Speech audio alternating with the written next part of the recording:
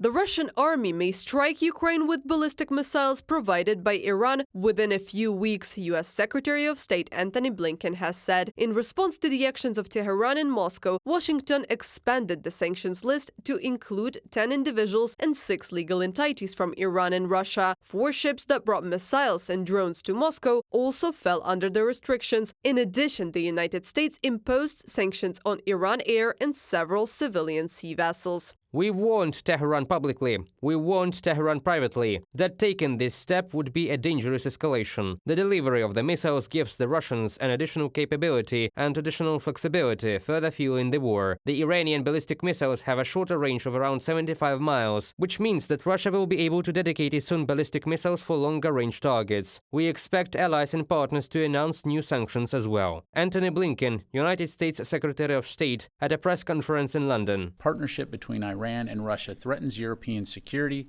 and illustrates how Iran's destabilizing influence reaches beyond the Middle East and around the world. Additionally, Russian support for Iran is destabilizing as well, as Moscow is sharing technology that Iran needs. We'll continue to monitor these developments alongside our allies and partners across Europe and the Middle East, and remain steadfast in our support to Ukraine's defense from the threat these missile systems may pose to the people of Ukraine.